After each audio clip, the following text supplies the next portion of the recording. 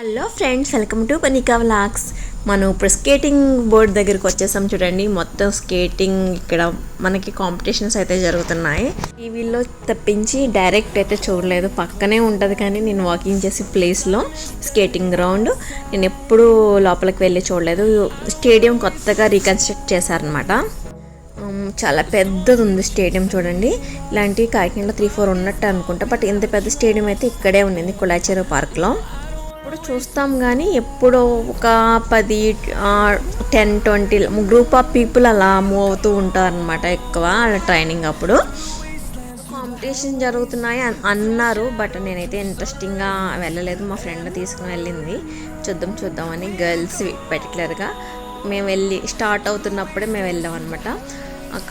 ఒక అమ్మాయి అయితే 25 రౌండ్స్ 9 మినిట్స్లో వేసిందంట. అది చాలా చాలా కష్టం అనమాట. ఇవేనో అసలు ఎంత బలం ఉండాలో. వాళ్ళేమో 8th 7th చదివే పిల్లలు, చాలా చిన్న పిల్లలు అనమాట. గర్ల్స్కి స్టామినా కూడా తక్కువ ఉంటుంది కదా. ఇలా స్పోర్ట్స్లో యాక్టివ్గా ఉంటే వాళ్ళు చాలా స్ట్రాంగ్ అవుతారనమాట. ఇలాంటి కాంపిటీషన్ పెడితే చాలా స్పోర్టివ్గా తీసుకుని చాలా ఫ్యూచర్లో మంచి స్పోర్ట్స్ మ్యాన్ అవుతారు. ఏదన్నా నేర్పించవచ్చు డెఫినెట్గా. పేరెంట్స్కి అయితే ఎంత హ్యాట్సప్ చెప్పాలి, గర్ల్స్ని ఇలా ఎంకరేజ్ చేస్తున్నందుకు.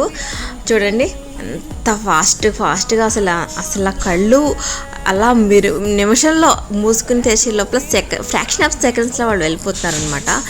ఎంత బలం కావాలి కదా. ఎప్పుడు కాంపిటీషన్స్ అయిపోయి ఎన్ని రౌండ్స్ వేస్తారో మాకు తెలియలేదు. మేము మొత్తం చూసాము. కాకినాడ అయితే ఇంటర్నేషనల్ లెవెల్లోకి వెళ్ళిపోవాలి స్కేటింగ్లో అనేసి కోరుకుంటూ మొత్తానికి వ్లాగ్ అయితే కంప్లీట్ అయితే చేస్తున్నాను. చూడండి, ఫైనల్గా ఒక అమ్మాయి అయితే, తన పేరు భవ్య అంట. అసలు ఆ స్కేటింగ్ బోర్డ్స్ ఉంటాయి కదండి, రూట్ అవన్నీ స్టేడియం పెట్టిన తర్వాత చాలామంది చిన్న పిల్లలు వస్తూ ఉంటారు. వాళ్ళకి ట్రైనింగ్ చేస్తూ ఉంటారు. నేను ఎగ్గిందంట.